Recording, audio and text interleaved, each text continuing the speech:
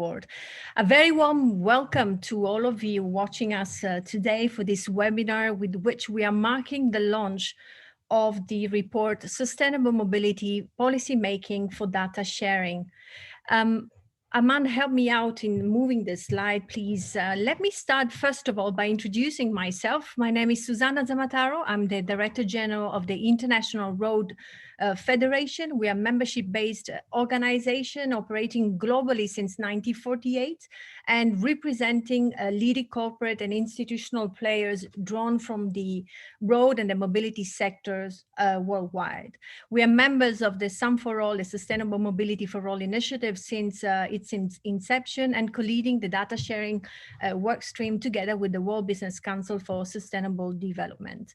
The report that we are launching today and that you see now displayed on the screen right now has been coordinated by WBCSD and the IRF in the framework of the Sustainable Mobility for All initiative. And it's now available since this morning, and we are extremely excited for this launch today. It's available on the Some for All website that you see also displayed on the screen. We're delighted to share with you and to have the chance to share with you today the result of an enriching, I have to say, year of work and of exchanges between several experts, and I have to say also of hard work, certainly for all the teams that have been involved. Allow me to give you a quick overview of the agenda we have for this event today. We will start by setting the stage with two presentations, one from Nancy Van Dijk and one from Aman.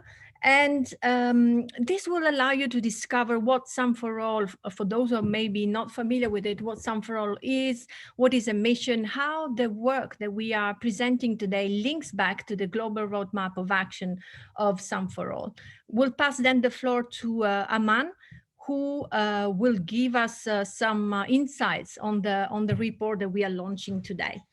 After that, we'll have an exciting panel discussion moderated by Kathleen Fennessy, and I thank her very much for accepting this invitation today.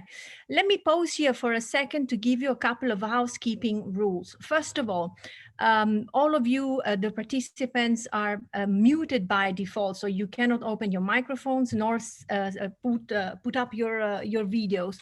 Please use the chat if you want to comment and share any news or information. But if you want to ask a question, make sure that you use the question and answer function that, depending on the type of Zoom settings that you have, or Zoom version you have, you should find it on the right-hand side of your navigation bar. We encourage you to put forward questions throughout the entire session and not just wait till the last minute for the panel. So it gives us also a little bit of time to prepare and help out Kathleen in moderating that discussion. And if you want to address your question specifically to one of the speakers, please do so right at the beginning of your question. Now, without further delay, please allow me to introduce our first two speakers for today. I'd like to introduce Dr. Nancy Van Dijk, and here I have to check my notes for the impressive career of Nancy. She's head of Sustainable Mobility for All, and she's also lead economist at the World Bank. She's an economic advisor in the Infrastructure Transport Global Knowledge Group within the World Bank, and she leads a portfolio of innovative global programs, including a Sustainable Mobility for All initiative. She has led policy engagement on transport, energy, climate change, and sustainable development in countries worldwide. And in recognition of her thought leadership, she has been invited as well to serve as a member of the World Economic Forum's Global Council on Advanced Energy Technologies. More than that, I would say, because I have had the pleasure to work with Nancy for more than a year now, since Some for All had started. She's really the engine behind Some for All, and it's thanks really to her vision and the drive that she has that we are able to sit here today and deliver this work. Another key speaker in this initial setting the stage part of the event, Aman, Chitkara, Manager Mobility from World Business Council for Sustainable Development. Aman leads a mobility data and digitalization project at WBCSD, and he works with leading businesses, governments, and other stakeholders to develop, implement, and scale tangible strategies and towards sustainable mobility future.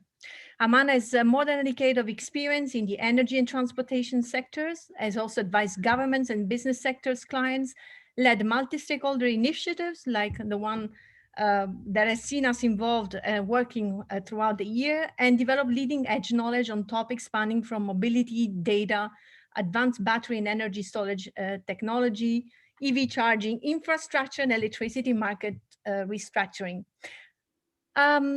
I now would like to pass the floor to Nancy to kick off this discussion, and I'll see you later on. Thank you so much.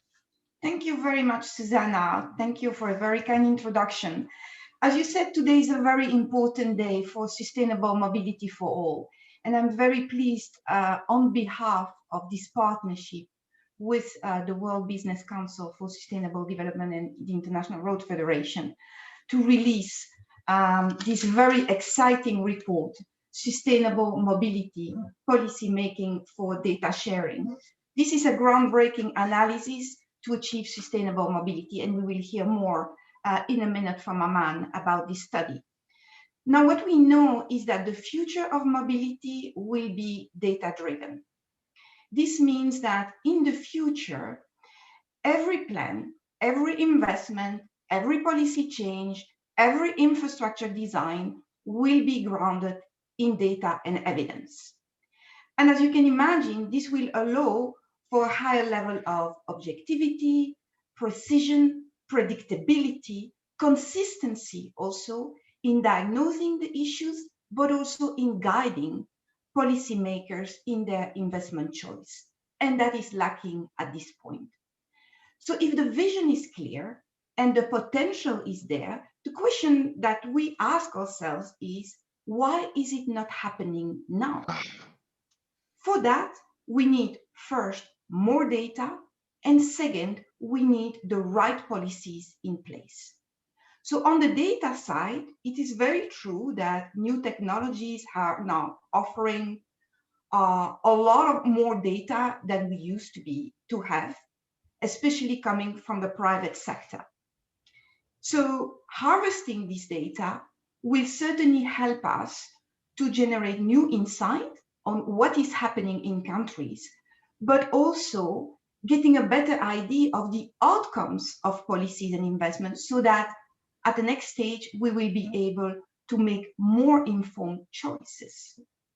So on the policy side, what we were missing up to 2 years ago was a global, coherent policy framework to achieve sustainable mobility. And this is the task that all 55 member organizations, meaning multilateral development banks, UN agencies, civil society, private companies, who had the ambition to transform the future of mobility, work together to actually develop what we call the Global Roadmap of Action. So it's a big word, GRA, but really it's a catalog of policy measures, more than 190 policy measures to achieve sustainable mobility. And those policy measures have been tested in parts of the world. The idea was to compile all that knowledge in one document. But these efforts have only value to the extent that they are looked at by policymakers and that they are used and implemented. To do so, we needed additional work. We needed to further unpack what was behind those 190 measures. How do you go about implementing, for instance, supporting data sharing platform and framework, one of the 190 policy measures in that catalog? What does it mean for a policymaker? What does he need to do practically? So to address this question, we asked WBCSD, which had conducted quite a bit of work in the past on this issue, in particular releasing a very important report in 2019 on data sharing and emerging principles. So we asked WBCSD, NRF, to lead a group of experts and or member of organizations to actually unpack these particular policy measures and tell us at the end of the day what a policymaker should do to actually promote and support data sharing platform and framework. And that is what this paper is about. So this paper is the first in a series of 5 others called GRA in Action. Each of them will do a deep dive on a particular topic that is very important and that will make a difference in countries achieving sustainable mobility or not achieving sustainable mobility. And it is not by chance that the first one is on data sharing. So the next step for the partnership will be to actually test those ideas. And we have already started in South Africa to work with them to implement the global roadmap of action. For this particular work, we are looking for having demonstrations projects. So we very much look forward working with all of you to the next stage will be about implementation of those recommendations here in this document. Thank you.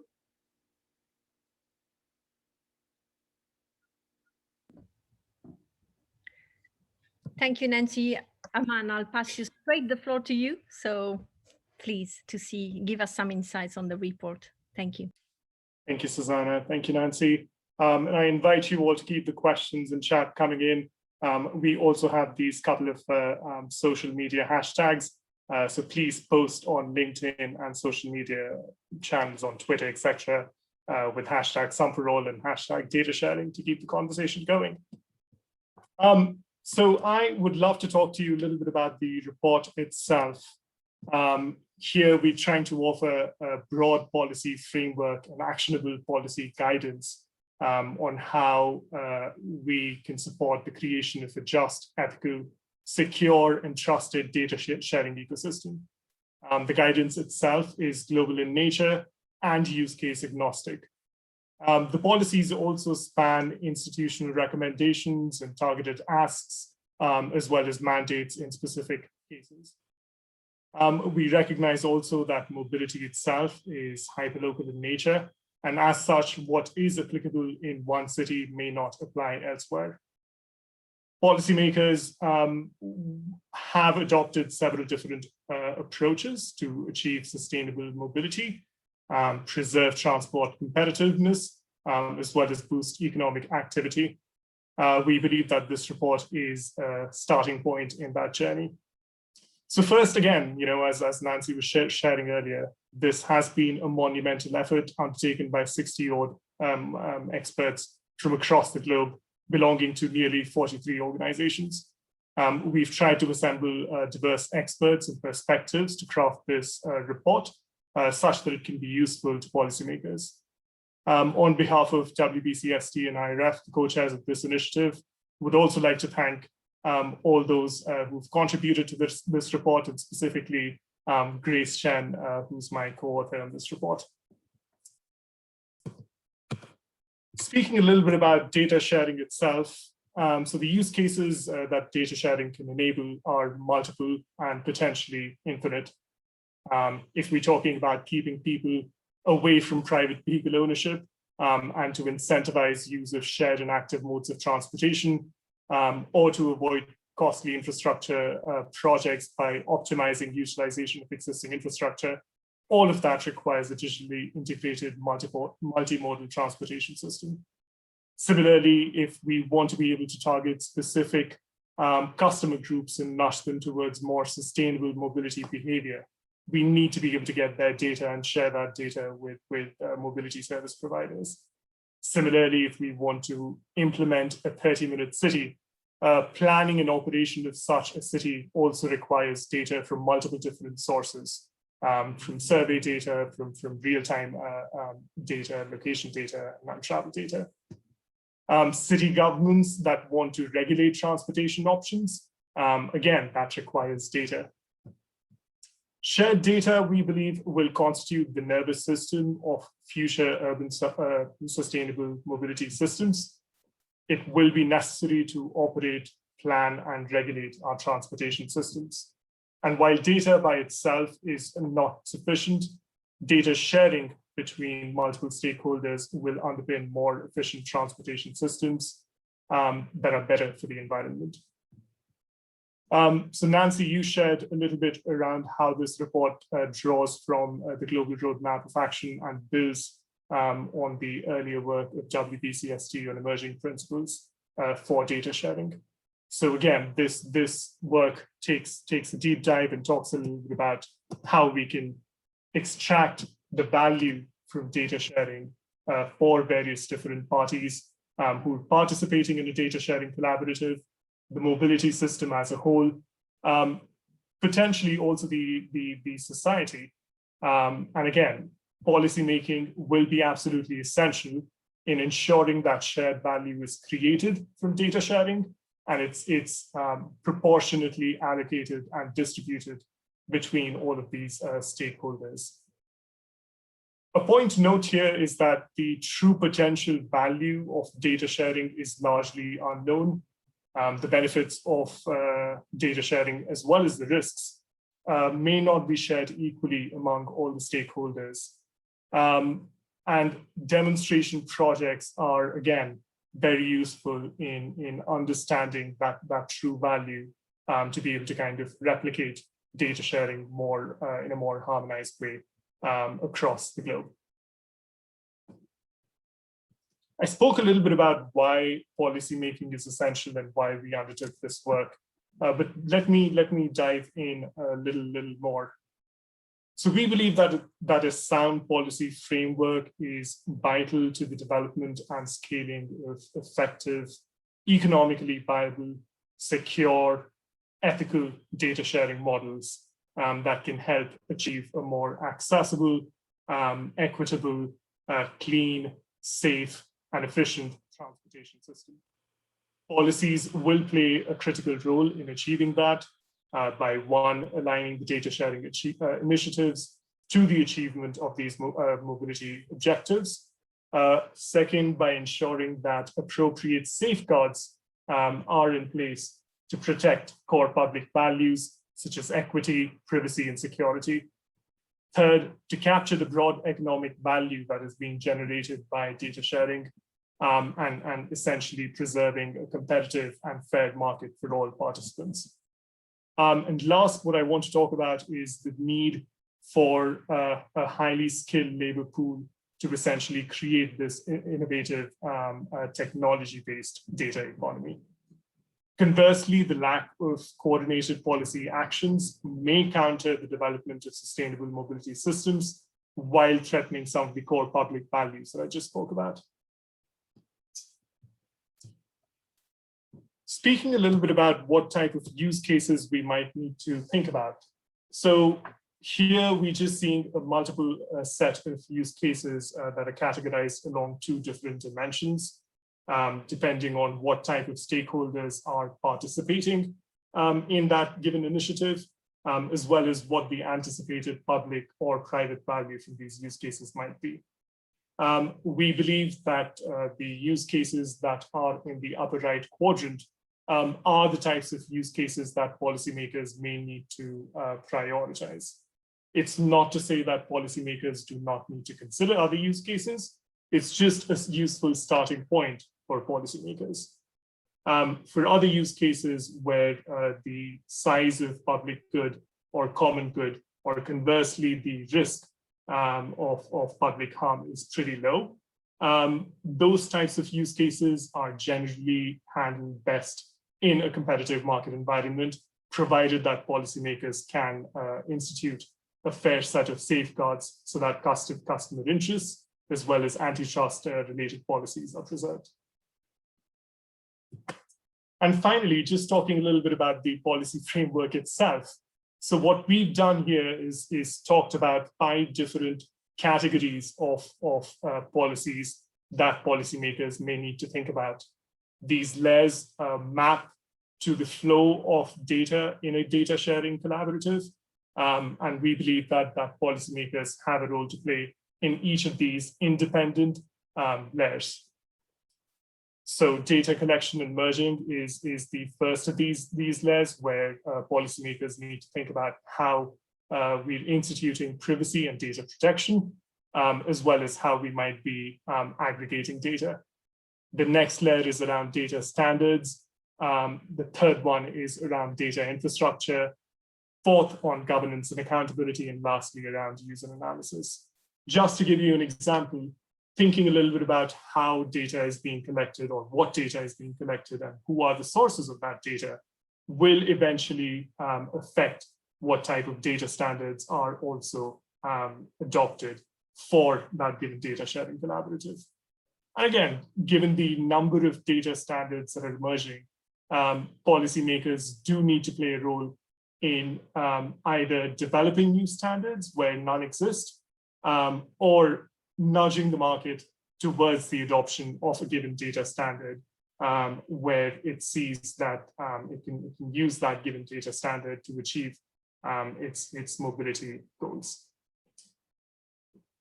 The report itself offers 33 policy recommendations that are that correspond to each of these different layers of the policy framework, and these are just meant to be guide policymakers as they think about, what are the next steps that they need to take to support the creation or potentially creating a more vibrant data sharing ecosystem. It can be an inventory for policymakers who've already embarked on this journey. And it can also be a tool for businesses and policymakers to essentially come together and have a conversation around what are the priority areas that they need to look at. In the report itself, we also offer a categorization of policies that different economies might want to take, depending on what the level of maturity of the data sharing ecosystem is, whether we're talking about a relatively nascent data sharing ecosystem or whether it's a more mature data sharing ecosystem. So with that, I'll stop talking here and pass the floor to Caitlin, who will invite our panelists. We again hope that you can keep the questions coming, and we do our best to answer those in due time. Thank you. Aman, thank you so much. It's a real pleasure and honor to moderate this discussion, and it was lovely, of course, to hear you summarize your thoughtful work. Let me introduce myself first, and then I will introduce our panelists today. As Aman said, my name is Caitlin Fennessy, and I am the Research Director at the International Association of Privacy Professionals. The IAPP is a membership-based nonprofit organization with approximately 60,000 privacy professionals as members around the globe, and we strive to help them understand the technological, policy, regulatory developments that impact privacy and data protection around the world so that they can do their job better. Prior to my time at IAPP, I spent about 10 years working for the US federal government in privacy policy and cross-border data flows. So certainly familiar with the importance of the issues that we are here to discuss today. And I'm pleased to be joined by an incredible group of thought leaders from around the world to help us understand Some for All's just released paper, as well as why it matters and some of the next steps that could be considered, particularly given their strong interest in involving city governments around the world in implementing some of these recommendations. So let me introduce our panelists now. First, I want to introduce Nicolas Estupinha. He is the Secretary of Mobility in Bogota, Colombia. Nicolas has 15 years of experience working on enhancing the urban agenda, fostering sustainable mobility, poverty reduction, and fighting climate change. He has held several positions in the public sector in Colombia, at the National Planning Department and as Transport Vice Minister from 2012 to 2014, prior to his current position. He's also worked for the World Bank and for CAF Development Bank of Latin America as head of urban transportation and director of sector knowledge. So obviously a lot of expertise to bring to this discussion. Welcome, Nicholas. All right, I want to introduce Arturo Ardilla Gomez, who is the leader, the global lead for urban mobility at the World Bank. He oversees a portfolio of projects in the Middle East and North Africa region, primarily Egypt. He also provides overall technical support to projects for all regions in the bank on issues such as financing, fare collection, political economy of reform, and the role of disruptive technology, certainly relevant to our discussion today. He's the author of several articles and 2 books that include Sustainable Urban Transport Financing from Sidewalk to the Subway and Smart Cities, ITS, Mobility and Energy Efficiency. Arturo, thank you so much for being with us. And last but not least, I want to introduce Sanjay Ravi. Sanjay is the general manager for the automotive industry at Microsoft, where he's responsible for the development of Microsoft's global automotive industry business. He leads the team that supports vehicle manufacturing and mobility service providers, including their suppliers and ecosystem partners, increasingly important when we think about data sharing, to accelerate digital transformation. Sanjay and his team are focused on partnering with automakers to bring new digital capabilities and monetization opportunities to the automotive market quickly. And Sanjay is on the West Coast of the US, and so big thanks for getting up so early to be with us this morning. So as you've heard, we're here to celebrate the launch of this great paper, which folks have kindly placed in a link to it in the chat. So if you haven't yet read it, I highly recommend it and suggest that you take a look after our discussion. Aman actually initially reached out to me about this research and work more than 6 months ago.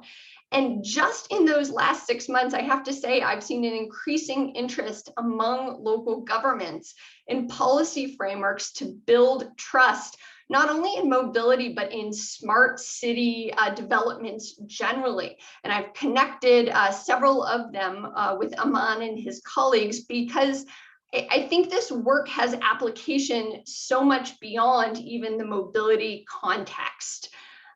So we're really excited to hear everyone's thoughts about it. As Aman said, please keep your questions coming in the Q&A box.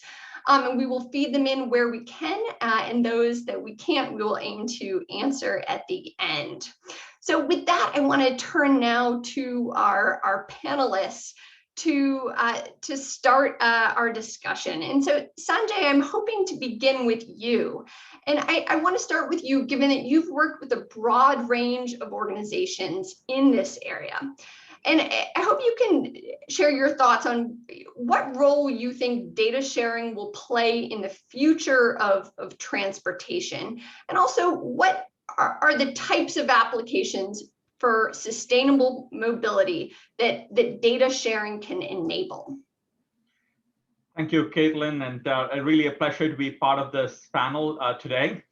As we start talking about the data sharing and the role it plays within transportation, the first key thing for us is to have or to enable the P3 stakeholders access real-time information. And there are multiple areas that get influenced as part of this. First of all, starting with pricing as a market mechanism that properly reflects the cost of things like travel, how to incentivize different sustainable behavior. Then we get into the government regulations that guide creation of transportation technology and mobility systems. And finally, social values that are encoded in community and even individual practices. So as a leading technology from a technology provider standpoint, our strategy would be to make sure there are global, open, and scalable platforms that are secure with leading technologies like artificial intelligence, machine learning, big data, that can work with different stakeholders to develop these smart mobility services and capabilities. These technologies will allow partners to collaborate with the public sector and different stakeholders, driving common objectives, as Aman had shared earlier from the paper and the research the team has done. It's also important to make sure we are supporting the secure and ethical, privacy-centric data sharing principles. There are a few examples I could share, Caitlin, today. One of them that comes to mind is the work happening with London First, with Arup and Oliver Wyman Forum. They're all partnering through the London Data Commission to demonstrate the value of combining private sector data with public data to address challenges the cities are facing today. One such pilot is using data from electric vehicles to support the whole charging infrastructure, the power capacity, the availability of land. They were all combined into a dashboard to help optimize placement of EV charging stations, with the goal of helping accelerate the EV ownership to reduce emission and improve air quality. So pilots like these are very important to help us learn what things work when we combine rich sets of public and private data that you have collected, and then put the infrastructure in place and the tools to help it scale across the world. You talked about applications. So by 2030, we believe that all new cars will be digitally connected. So the vehicle is becoming more and more software defined as automakers build architectures to deliver the new connected experiences and mobility services. So to build cities that are more sustainable, safer, and inclusive, and to get around, it requires a connected ecosystem that leverages intelligence both from the cloud and the edge and from 5G networks, so that you can link people with smart vehicles, smart energy, smart buildings, and smart cities. There are a number of different applications that are focused on this, be it intelligent transportation systems, location data and related services are also important to make sure that organizations have spatial awareness of all their assets at any given time, providing real-time insights into congestion, delays, and potential issues that location intelligence can be leveraged, especially around the movement of people and goods. So those are a few examples I'd like to share with the role that data sharing is playing from a private-public partnership. Sanjay, thank you so much. I really appreciated the examples because I think it makes it so much more tangible. So thank you for sharing those with us. Arturo, I would like to turn to you now. I know you've worked on this issue across countries. Can you share your thoughts on why developing countries should care about data sharing and how policymakers should weigh the need for a robust digital infrastructure alongside the very real needs so many face around building physical infrastructure? The main reason that developing countries or countries in general should care about sharing data is that they are already gathering data.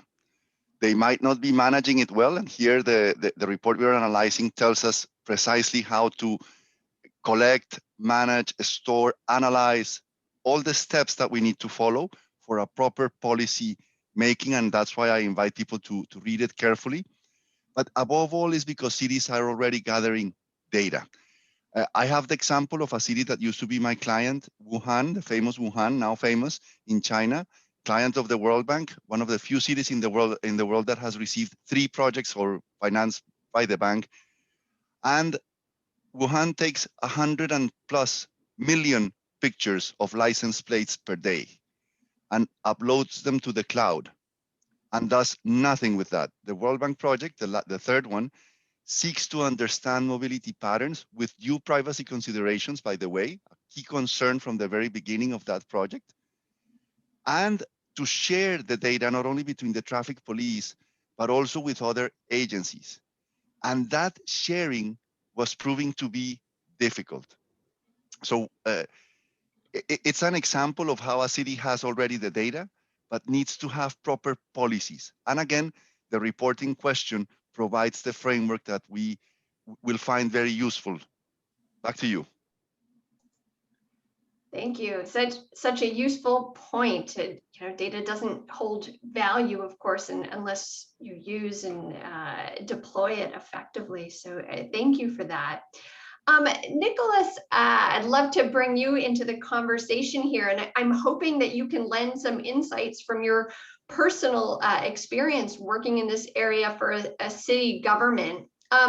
Often data from non-transportation sources, say from the health and education sectors, can help in better transportation systems management as well. So can you share your thoughts on how Bogota specifically collects and shares data across government departments? And what are the lessons for other cities if you see some? Caitlin, thank you very much. And thank you to Arturo and Sanjay and all for the panel. It's been very interesting to discuss these topics and not to be on the day-to-day traffic, chaotic city. So I think it's a very interesting question. Like, what have we learned from data sharing and data usage from other sources? As Arturo was mentioning, of course, we collect a lot of different sources of information from the transportation sector and from other sectors. And basically, some of the reasons why we don't share it is because we don't really know what to use it for. So I think the report is going to be very useful trying to understand that question of why. Why do you want to share this information? And in asking that question about the why, then of course we can go and see and seek information from other sectors, from education, from health, from environment. But I think it's very specific, and it's very important to define that question of why we want to share and which piece of data, because we can, and I think in this technology field, we always are very tempted in saying something like, now that we are doing this, why not we add this other indicator? Why not we also collect this? It's when we travel to Europe, because for us it's very expensive. And you say, because I already paid for the ticket to Bogota, Paris, and I'm already there, why not visit Florence or Milan or Rome or whatever? And then you have 20 days, 20 cities, and you don't learn anything.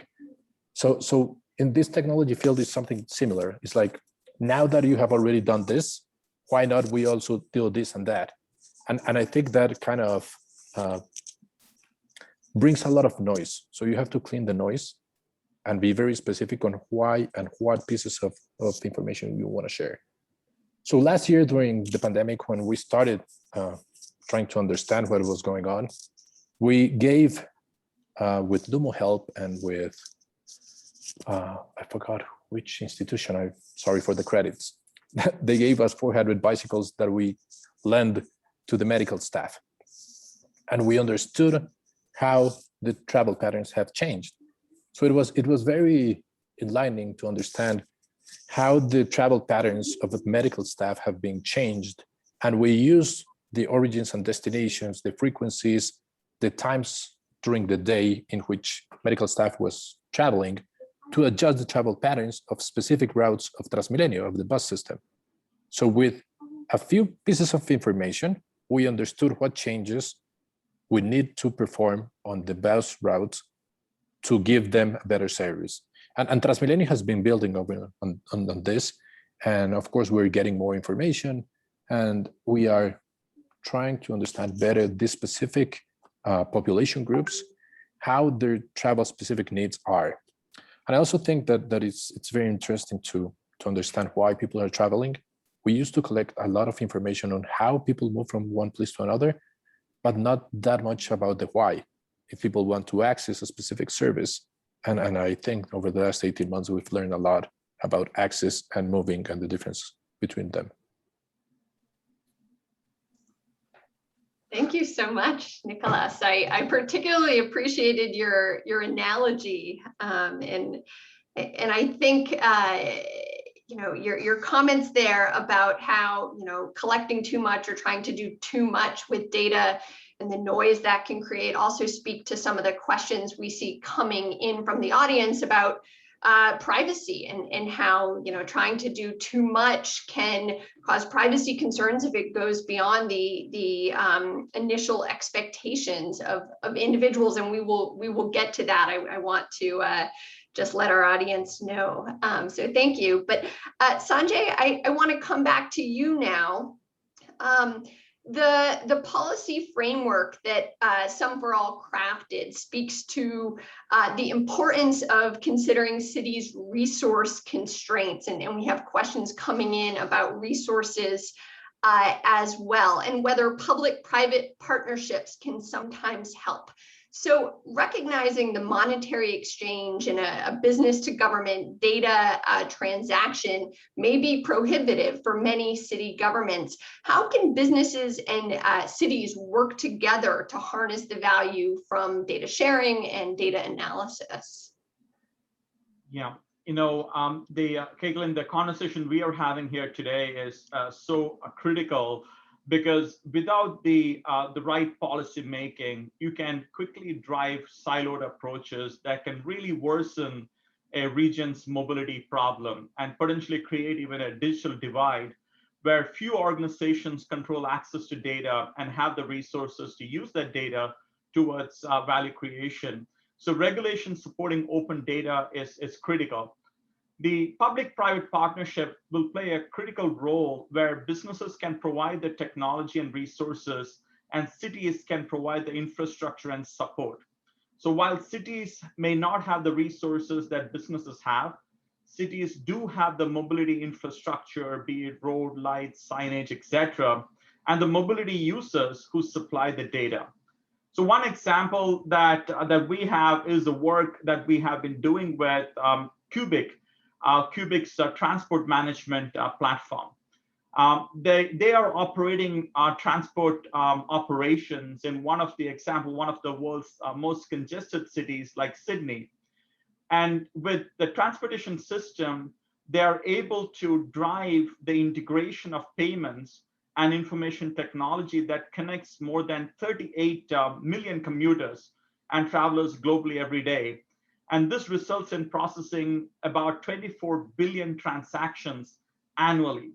So a platform like this, with the right public-private engagement, is creating a lot of insights that the city can now use to address issues like traffic congestion and creating a more sustainable environment. Thank you. It's remarkable to hear those numbers, and I think it does point so much to the value of those partnerships, including for analysis. Arturo, I want to ask you a question. So today, as governments pursue all kinds of smart city projects, as we said, you know, privacy concerns frequently arise.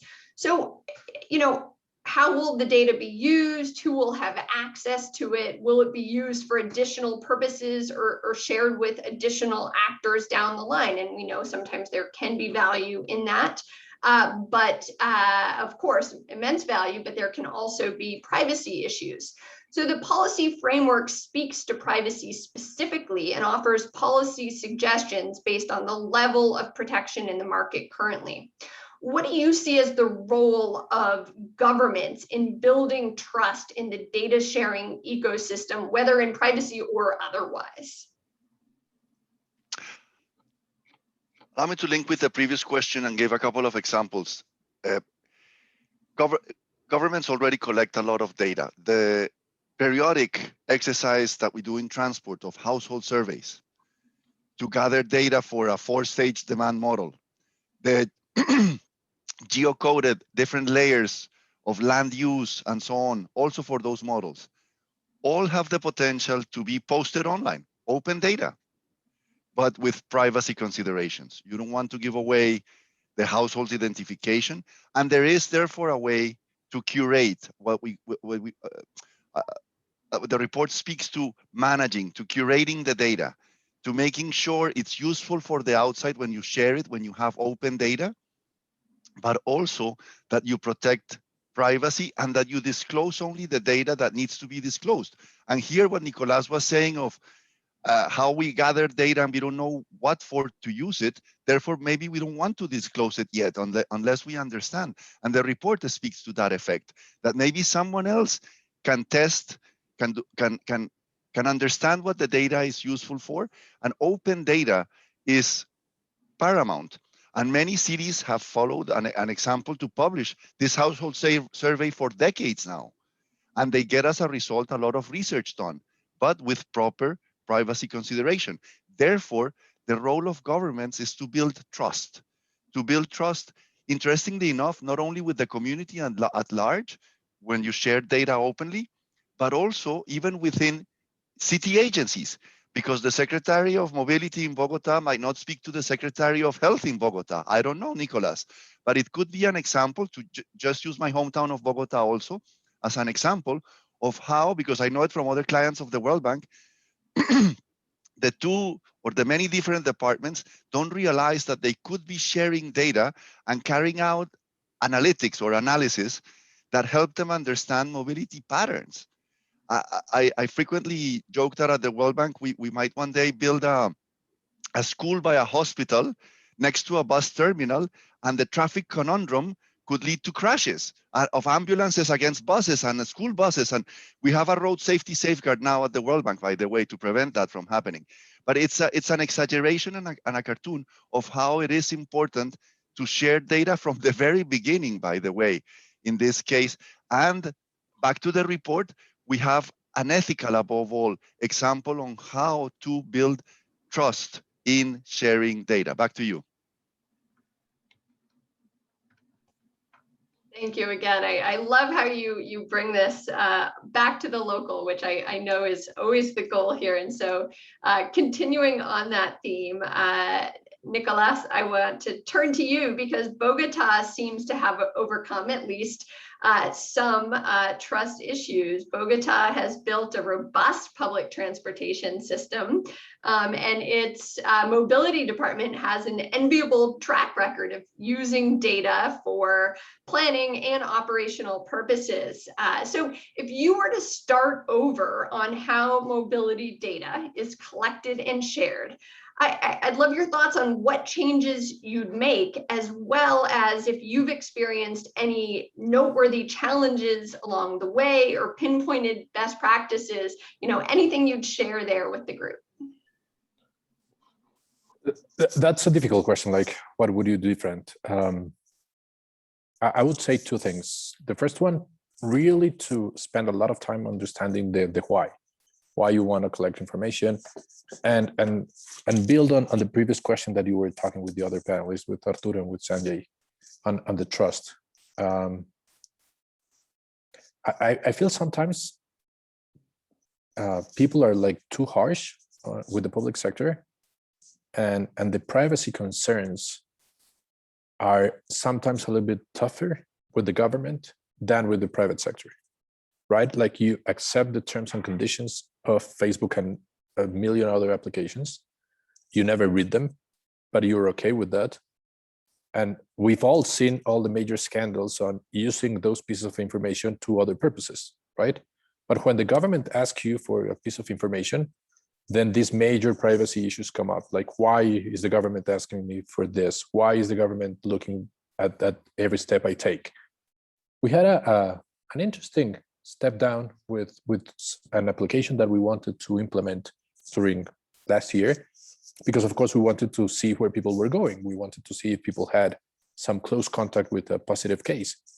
We wanted to alert them and try to bring awareness to a large amount of people that were downloading different apps. And this created a very important public debate on why was the government asking for that piece of information. And actually, we could not implement it. We couldn't implement it. It was a very tough public debate, and people were really concerned about why the city of Bogota was asking for them for that piece of information. Then again, people would share it with other tons of apps, and they were not very concerned about why those applications were asking for that piece of information. So I think sometimes the public debate is a little bit tougher on the government than on the real issue. So I would start over, like building that trust from scratch, trying to make people understand why are we also asking for those pieces of information, and then trying to understand better these questions on the why, because we have collected a lot of information in the transport sector, but we as Arturo mentioned, I talked very frequently with the Secretary of Health, but we talk about other issues, about the fires that we have, right? Not about the policy and how we can build better questions and how we can build better infrastructure for data sharing. So in answer to that, Bogota recently created a specific institution that it can help us improve the dialogue. It's called Agatha, and it's the Agents for Data Analytics or something like that for Bogota. And it's supposed to bridge that gap between the pieces of information that each one of us collect, education, security, health, transport, and bring all those pieces of information together, merge it all, and we're going to read, of course, the report because it's very clear on the merging, the privacy issues, the infrastructure that you need to make this better. And so I would start over with creating that agency, creating the trust with the public society in general. And I will also try to reframe the questions, not where you want to go, but what service you want to access. We have, in my previous work in CAF, we have this urban mobility observatory, and we used to count, for example, how many kilometers of BRT each city had. And as time went going on, we understood that it was very useless to know the number of kilometers of BRT each city had. We wanted to understand better how many employments you could access in 30 minutes, right? And then those kind of questions are the questions we should be asking. And those kind of questions are the questions that we want Agatha to resolve. So I would start reframing the questions, building this institution from scratch, and reframing the trust people has on the government, specifically on this.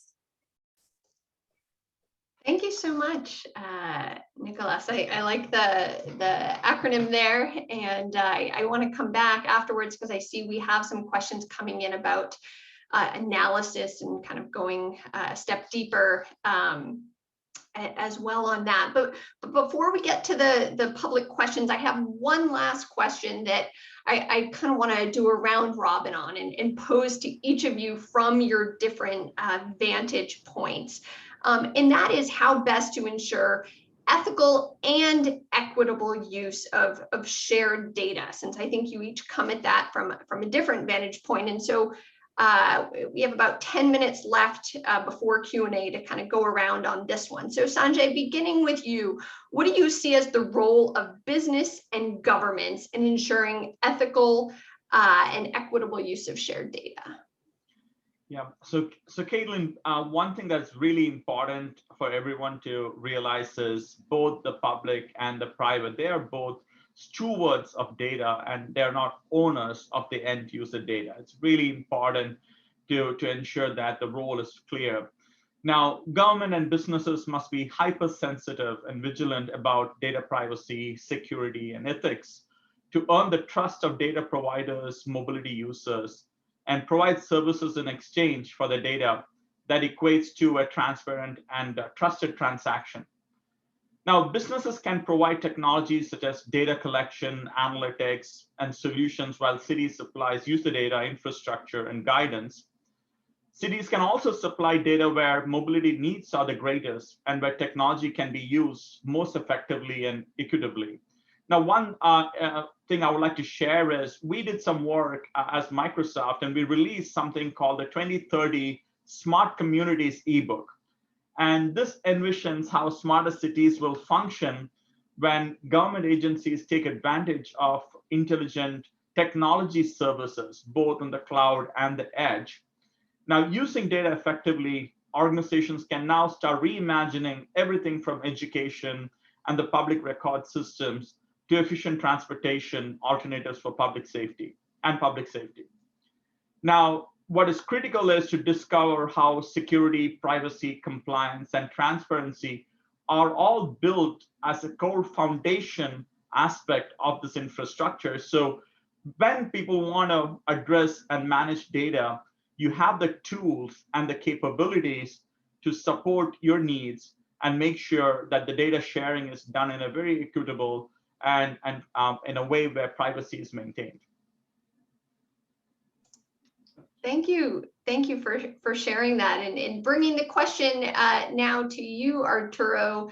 I specifically wanted to ask about the role of multilateral banks and other financial institutions, again, in ensuring secure, ethical, privacy-centric data sharing ecosystems. Your thoughts on that?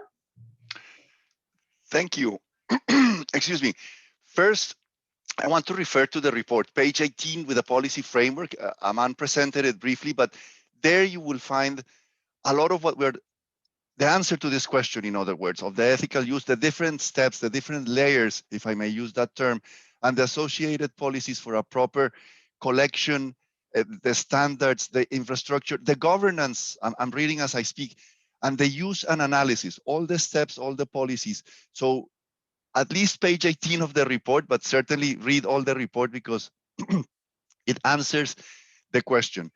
At institutions like the World Bank, I was giving the example of projects we had, a privacy consideration, the storage, the hacking, in other words. Cities might collect a lot of data, but if it's hackable or hacked, then you destroy trust. And to Nicolas's point on how privacy is in question with the applications we have in our smartphones or even on our laptops, and we don't object, but when it's the government, I think first we have to start making application developers accountable, but keep making accountable public servants and governments.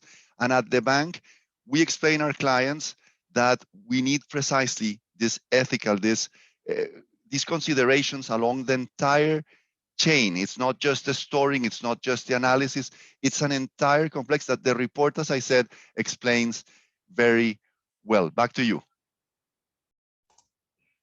Thank you. And I love you pointing us to the specific pieces of the report, such a good reference for afterwards. Nicolas, I want to conclude on this piece and this question with you. What do you see of the personally as the role of businesses, governments, and civil society in ensuring ethical and equitable use of this shared data? So for me, it's a very specific point on using equitable data sharing, right? And it's the power to translate that. And this is something that we have been discussing from a while with Robin Chase, how you can allocate in a more efficient and more equitable manner public space. So for me, it all comes down to this, how you can use all these different pieces of information in a more transparent, efficient manner so that you can allocate public space in a more efficient and in a more equitable manner. And for me, that's the role of the government.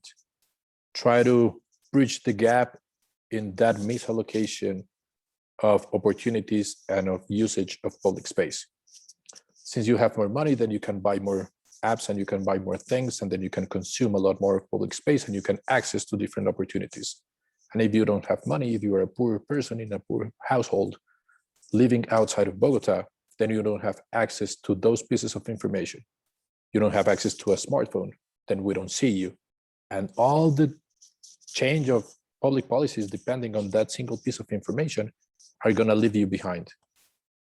So for me, all the equitable data speech and all this stuff comes down to ensure as the government that you can actually redistribute public space and guarantee that all people have equal access to equal opportunities. Well, thank you for leaving us on that on helpful and encouraging note. And you know, Nicolas, I want to build on that to turn now to some of the questions that are great questions we have coming in from the audience. And the first one I'm drawn to is particularly geared and pointed to Arturo. But I think that the reason I find it so interesting is because it asks about, you know, how to encourage data sharing, where folks are perhaps more reticent to do it. And it sounds to me like this is something, you yourself and your department have embraced and been forward thinking on, but that's certainly not the case around the world. And so, Arturo, the question we have coming in is with regard to your experience working in Egypt. Certainly, if you want to speak to other experience, would welcome it. But based on that experience with Egyptian companies or government, the government there, do you find that they're ready to share data easily? And if not, do you have any recommendations on how to get them more comfortable or encourage them to do so? Thank you. The World Bank Board of Directors approved last Friday the Railway Improvement and Safety for Egypt project. I'm the team leader for that project. And it speaks to your question. We have a safety management system that will also include a asset management system, because the safety is above the asset, because a safe asset is one that is properly maintained. That said, we noticed with this is for the Egypt National Railway Company, that they have incredible opportunities to gather data just for asset management.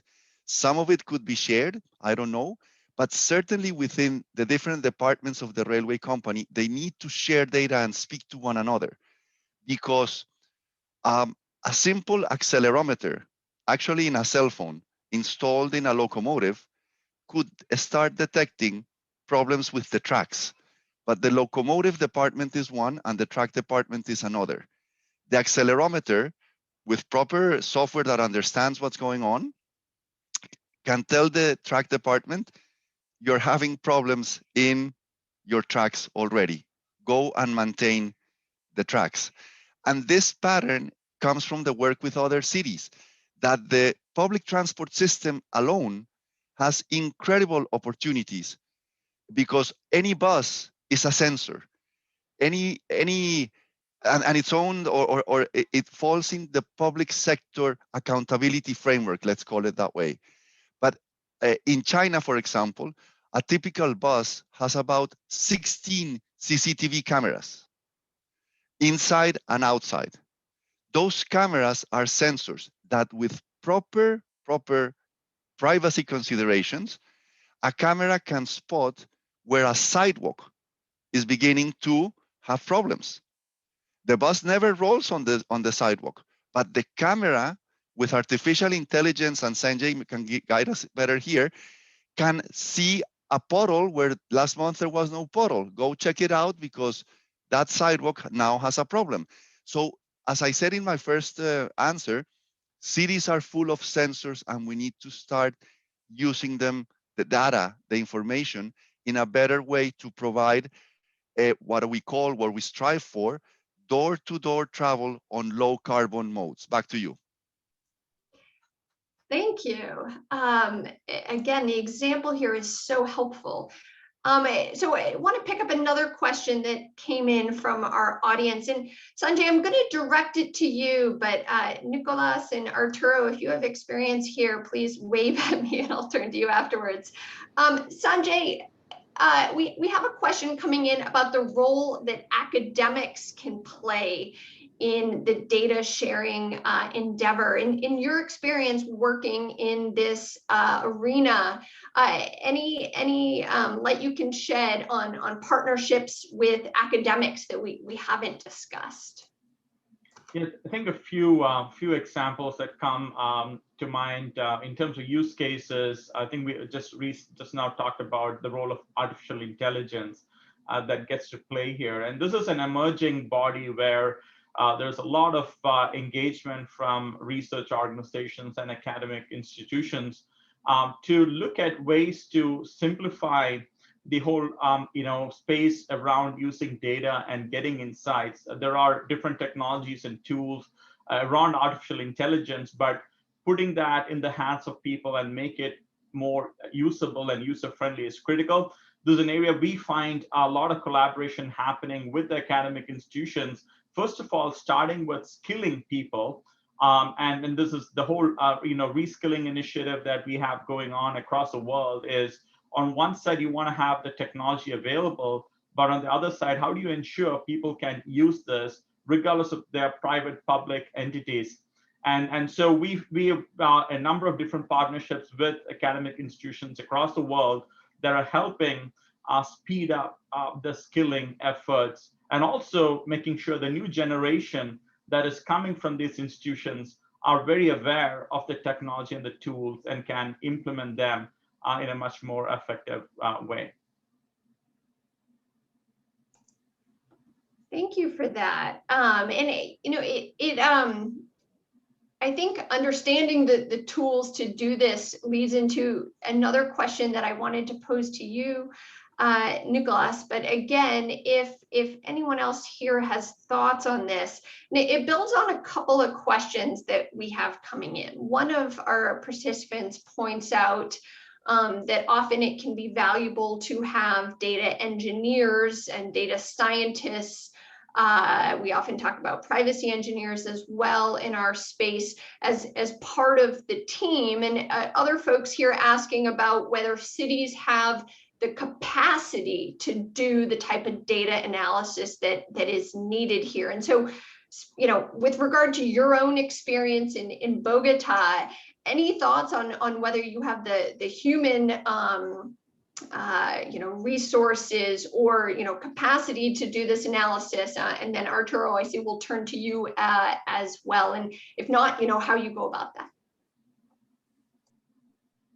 I think as we've understood better the power of data and the importance of having that kind of expertise inside, we have been building it. Of course, we did not have those capacities, I don't know, 15 or 20 years ago. But as time has proven that data is the new most important thing that you can have in order to build all your public policy, then of course we have been building those capacities. We have reinforced our teams, but then again, I feel that we have still a long way to go. I feel, for example, that we have very good people on data analytics, right? But we don't have experts on privacy. And Arturo was mentioning, like, you want to start making accountable people that participate in all the entire chain of the, the protection of, right? Since the collection, the sharing, the merging, the usage, and the piece of information that comes out. And I think that we can use a lot of help in understanding better the depersonalization of the data, understanding if you share this piece of information, then you cannot share this other piece of information, because when you merge it, then you can actually go down to the person. I think we need help on that. We need a lot of help on that specific on privacy and this specific transparency, because we know how to use it. We have been building capabilities on that. And now we can do a lot of different things that we could not do, 5 years ago. The modeling team here, for example, of the Secretary of Mobility has over 25 people, the modeling transportation people. And I'm very proud of that, because 10 years ago we had one person. But I think on the privacy, we need a lot of help. Thank you. That's really encouraging to share, to hear that the analysis capabilities are there, and on privacy, hopefully it's a work in progress as well. Arturo, you had some thoughts here. I would love to hear your thoughts. Thank you, Kathleen. Capacity is demand driven. In 1997, Bogota did not have a bus rapid transit system. Nobody knew about programming bus fleets. Now, Colombia, in general, exports knowledge in transport planning and in public transport in general, because we have a series of cities with modern bus rapid transit systems. We have now people that study transport and so on. Before, we didn't have the necessity for that. I mean, the need was there, but latent. Now it's explicit. With this that we're discussing, data is the same. And Nicolas's example of how the staff at his unit, as his secretariat, has grown is illustrative. In Wuhan, in China, to finish, there is the expertise. The universities keep producing professionals in China. That's not the constraint. The constraint there is the questions. And that's the other part of building capacity. You have data, you have to store it, you have to manage it, you have to, of course, collect it and so on. But what are the key questions? And I gave the example of the cameras in the buses. And the possibilities are enormous. And I listed one question on the sidewalk or the accelerometer. But there are many more questions that if we think creatively, all the sensors just in the public transport fleet of a city can start answering. And what of that data do you want to share so that students in academia can do their dissertations and their master's thesis using video collected from a bus that took images of faces, by the way, as the bus rolled and they were on the sidewalk, the faces, and you have to blur them or something. But the students in universities could use that data very creatively to understand that maybe the lampposts are not in the right place. I don't know. There are many questions, and that's the most difficult part. What are the questions that my data can answer? And then the capacity is latent there and will become explicit. Back to you. Thank you. And you're tying us right back to the why. So I really like that. We have a bunch of questions coming in that I think are somewhat interrelated around funding, data ownership, and monetization. So I want to kind of close out our Q&A session around that theme. And I tend to think that each of you might have some thoughts on this. So perhaps we'll put the funding piece a little bit aside, but first around data ownership and monetization. Sanjay, I want to come back to you. Can you help us understand, if there is a typical approach here when there's business, government, data sharing around, who owns the data and what the monetization approach looks like to make this achievable for cities? Thoughts? Absolutely, Caitlin. And to the earlier discussion that we had, end of the day, I think we should start with the assumption that the end user owns the data. Right. And then, you have different custodians of data that can provide valuable services, of course, with the permission. Now, one of the challenges the industry has is while the intentions are, good in many cases, the technology is lacking. And we talked about the way by which you can share data, but then how can you ensure the data you're sharing is only accessible to certain people? And as the provider of data or the creator of data, you should have the ability to revoke that access at any point of time. And you should also have good visibility into who is using that data. And so this is where, one of the areas we are seeing now is this data sharing framework starts becoming very critical. And there are a number of different technology aspects here. One of the things that we provide is something called the Azure Data Share. Now, what it does is making sure that while there are a number of creators, producers, and consumers of data, this technology framework allows people to make sure that only certain folks have access to data. And then there is business models you can create in terms of how do you monetize that particular engagement and make that whole workflow easier to manage. And it's a very agile environment because you can't make these decisions once and then shut it down. You have to constantly keep changing because I think Aman shared about this earlier today. There's a lot of focus on value sharing and making sure everybody is getting the right share of the value from a data exchange standpoint. So net is having the framework to share data, to make sure who is using the data, and then how you can get monetized for that engagement. And when you can revoke access, all of that is critical. So people feel more comfortable in sharing data and driving the overall value sharing across all the constituents. Thank you, Sanjay. I'm going to preview that I want to end with Arturo on the funding question. But before that, Nicholas, I wanted to come to you and ask if you had any thoughts, again, based on your experience about who owns the data and how it can be monetized to make this workable in Bogota. Any thoughts to add there?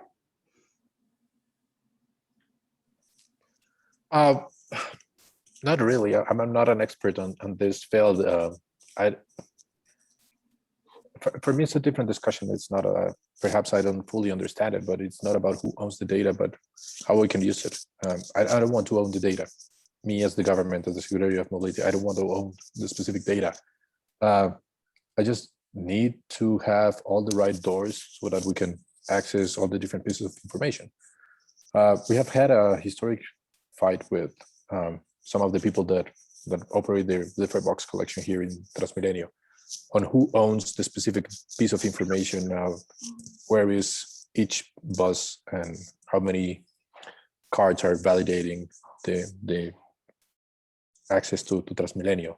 So I don't want to own that specific piece of information. I just want to access it, use it, send it to the people, to the final end user, as Sanjay says. So for me, it really doesn't matter who owns the data, as long as we can use it in a safe, transparent, efficient manner. And then, of course, then we can all know the rules by which we are playing. But it's a matter of how we can use it, know about who owns the data. Thank you. I actually think that is really helpful, because I think it speaks to the different roles in this ecosystem. So thank you for sharing that. And Arturo, I just wanted to turn to you at the end here on the funding question. We've seen questions come in about how city governments can get funding for these types of initiatives. Given your role, anything you wanted to share on that? Well, first, if I may, on the previous question, my takeaway is the importance of writing contracts with the fare box collection provider that speaks to the data. It cannot be ignored that the data is there, that somebody will collect it, manage it, and so on. And linking with the funding question, cities are already collecting a lot of data. And it comes naturally with the GPS in the bus, with the fare collection system. The data is there, so the contracts have to be clear on access or on transferring the data. Sometimes at the World Bank, we tell cities, you need a mirror of exactly every transaction that happens in your bus transit system. Whenever someone pays electronically, you have a mirror server that tells you someone paid. And many cities have implemented that idea of the mirror server so that in two parts they're being counted. And we have a clear idea. The funding in that case came from actually a public transport reform and modernization effort, not from the effort to gather the data. The data comes naturally, and the contractual aspect, the clauses in the contract, to also talk to privacy, by the way, because you don't want the operator of the farebox to just go and have its own open data platform. Maybe you do, I don't know, but it has to be considered. And the report we're discussing speaks to that effect. Back to you. Thank you so much. And I just want to thank all of our panelists here. This was so insightful. I feel like I learned so much just about how this report will and can work in practice. In a few minutes, we're going to turn it back over to, or a minute or two, to Susanna for closing remarks. But Aman, I just wanted to turn to you before we did that, because we did have quite a number of questions coming in about how folks can get involved in this work moving forward. And so I just wanted to ask if you had any thoughts on that first. Thank you. Thanks, panelists, for the wonderful, wonderful exchange. And thank you, Caitlin, for moderating the discussion. So I think, as Nancy outlined at the beginning of this discussion, we've gone from the 30,000-foot level in the GRA, and we now at, I'd say, the 5,000-foot level in terms of talking about how policies can be applied to data sharing in a local geography in a given in the context of a given use case. So I think data sharing models, mobility systems, all of these and the technology around them, as well as the business models, are constantly evolving. Demonstration projects with iterative experimentation, regulatory sandboxes can really help in creating that continuous and proactive learning. So again, what we are trying to do here going forward is really to be able to engage with local geographies around the world on specific and tangible use cases for data sharing that can, one, demonstrate the public and private value of data sharing through tangible use cases. Goes back to the point that Sanjay raised earlier, that we want to be able to create shared value to essentially be able to incentivize all parties to share data. I think that's a big barrier and a big means to kind of overcome that barrier. Second, we want to be able to work in partnership with these regions to be able to identify the ideal policy interventions to bring these use cases to fruition. The policy framework, of course, is a good guidance document, but it doesn't go down into the absolute level of detail. So we need to be able to kind of, again, work in the local context. And then, the goal is not just to end there, but really to be able to scale and replicate some of these use cases for data sharing more broadly. And that's again where our partner organizations come into play. Several of the organizations that we're working with here have a global reach, and we believe that working in close collaboration with them, we can really support scaling and replication of more harmonized approaches to data sharing policy more globally. Thank you. Thanks, Caitlin. Thank you. And Susanna, I will turn it back to you for closing. Thank you again.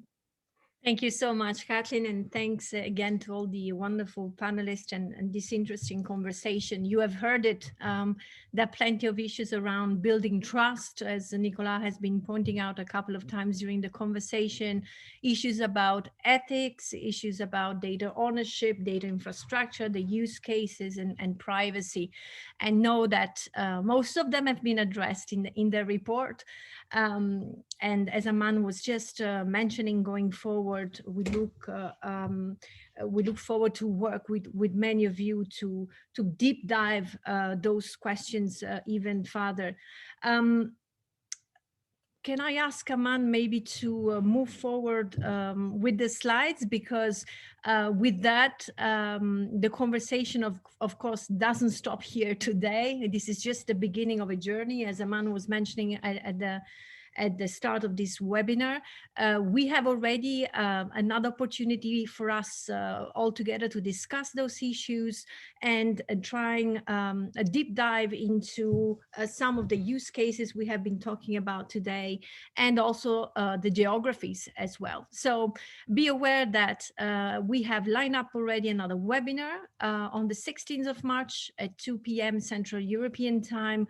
And we will be taking a look at the European perspective. So really diving into what are the issues when it comes to Europe. Other webinars will be following. So the registration link is on the screen, QR code as well. We will be in touch with you, no worries. And with that, I actually have to remind everyone, because I saw many commenting on the chat, you will be receiving, all the registered participants will receive a notification when the proceedings of this event will be available, both recordings and presentations. Know that beside the report, that I remind you again, it's available today and you can download it from the Some4All website displayed on the screen. We have also prepared a 2-pager summarizing some of the key issues around this piece of work. And that 2-pager is also downloadable from the same link, so on the Some4All website. I think I'm getting to the final steps of this journey, and it's the time for me and a great pleasure to thank all of the participants for joining us today, to thank the moderator, Kathleen, has done a fantastic job, as well as the panelists, Nancy, Aman, but allow me as well to take a moment to say a special thank you to different teams that have been involved. First of all, to all the working group members of the data sharing work stream of Some4All, all those who have been contributing, all the external reviewers, and there were many of them, you will see them listed in the report, but a special thanks goes as well to Aman, who has been the lead author and without whom this report would have not seen the day. That's for sure. Thomas Deloison from WBCSD and the rest of the team of WBCSD. Thanks as well to all my team who has been chasing us and working really hard around the clock for delivering this. And last but not least, to Nancy for her leadership and her vision, and the entire team at the Some for All Secretariat, who have also been working long hours over the past weeks to make this possible. This is the end of this event. We would love to see you all. You've been many hundreds actually today, this afternoon. So we'd love to see you again on the 16th of March. Stay tuned and please feel free to reach out to us. You have the contacts in all the documents. Thank you so much and have a wonderful day. Bye-bye. Thank you.